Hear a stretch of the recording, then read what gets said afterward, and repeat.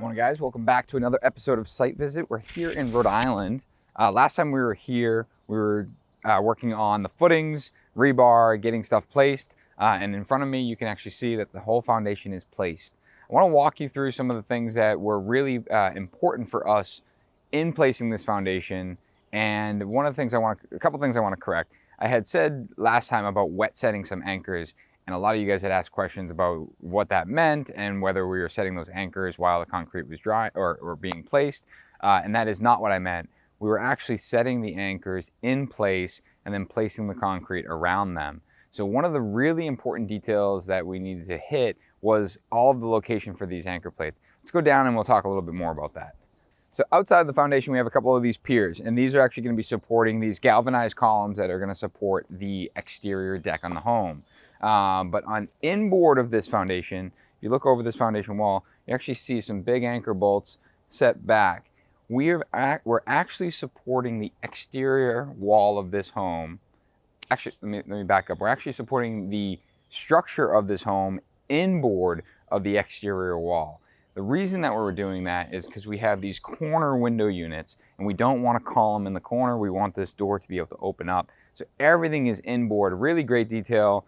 I think it's oftentimes something that is not considered when dealing with really large openings, is bringing that inboard. You will have these exposed columns inside the home, but it will be an architectural detail. But what we did, and what Brian did, who's on this project, is he worked with the surveyor, and the surveyor came out and located these bolts for us based on our shop drawings from our steel fabricator. So essentially came out, we built these plywood forms, put these anchor bolts in place, and then had the surveyor come out and locate each one of them. So that way when the steel comes on site, when they drop that column down, this should be exactly where it needs to be. There's always the possibility that we have to tweak something, but we can make those minor changes within the base plate of the steel. But the key is to get these exactly where they need to be. Furthermore, we also want to make sure our heights are really dead on because of our floor transitions from outside to inside with our flush threshold to the finished floor in the basement.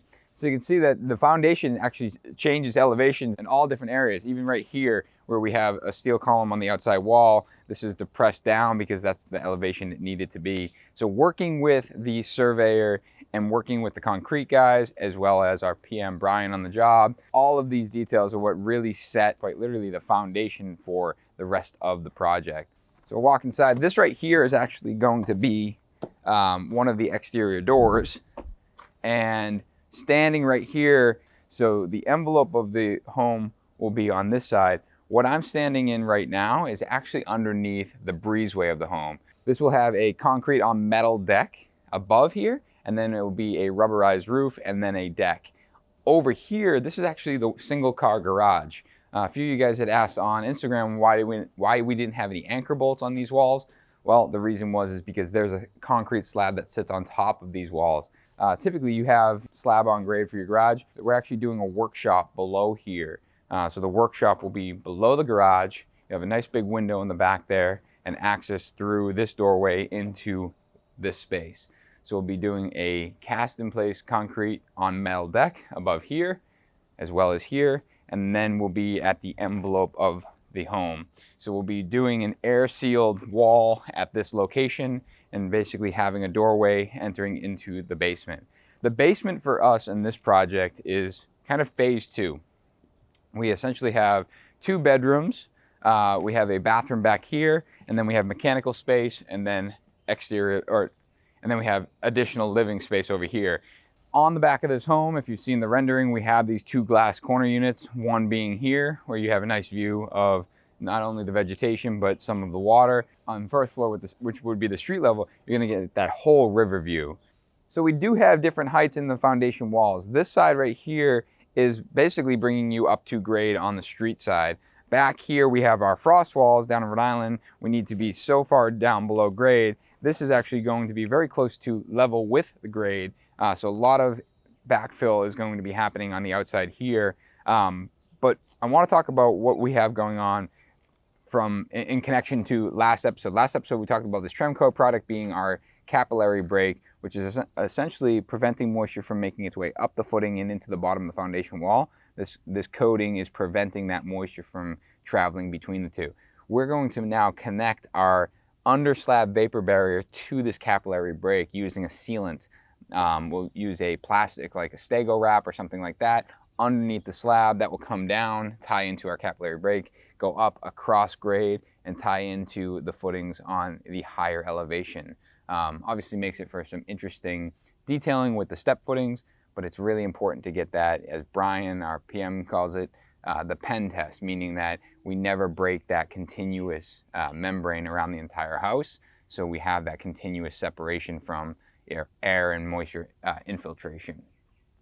Below slab, we're also going to be doing a rock wool comfort board, and then on the exterior, we're going to be doing a rock wool comfort board as well.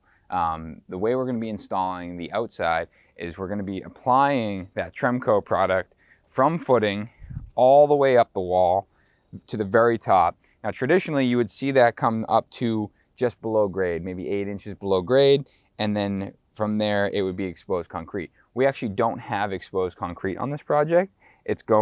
So we are going to bring that dam proofing or that waterproofing all the way up to top of wall. We're going to wet set our rock wool comfort board into that. Again, even on the higher walls, we're going to go all the way up, and then we'll actually have a protection board on the outside of that. And the reason that we're going to be doing that is because our exterior insulation that's on the foundation wall is going to continue all the way up the outside of our wood frame of our building.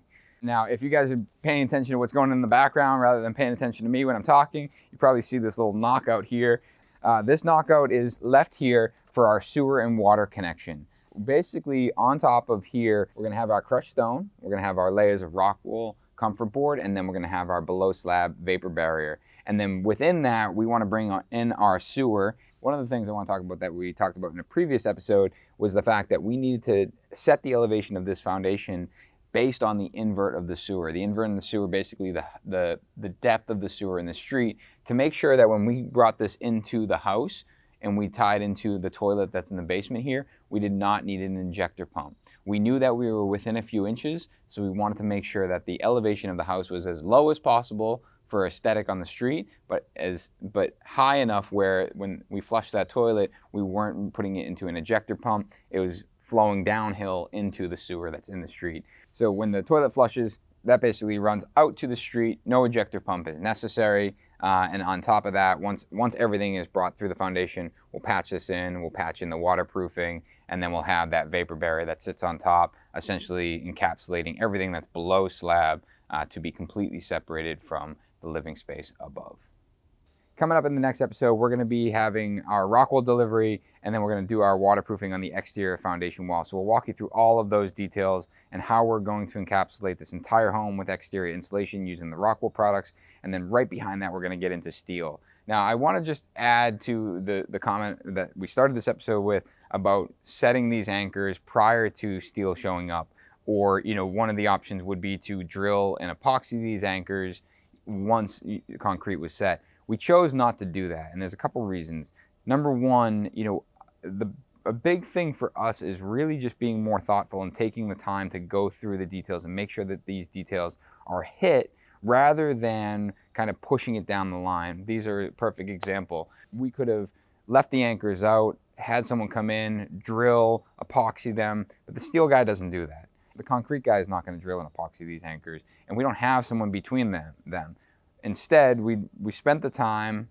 Brian, our assistant project manager on this job, worked really closely with the steel guy, really closely with the concrete guy, and had the surveyor come out and locate these to make sure that they were set in the right spot. It took a little bit more effort and thought process up front, but now we know that they're in the right spot, so when the steel does show up, we're not having to, again, drill an epoxy or move things around. There's always going to be some adjustments necessary, but the steel guys are more than capable of making minor adjustments. But for the most part, everything is set at the exact elevation that we need, and we're not having to worry about bringing someone in between concrete and steel to drill and epoxy these. Again, it takes a little bit more thinking up front and coordination between trades, but it's definitely the way to go, and that's why I made such a big stink about it. I really think that for us and for builders in general, to get a superior product, you need to really focus on spending more time thinking things through and being thoughtful with the way that you go about it, rather than kind of kicking the can down the road,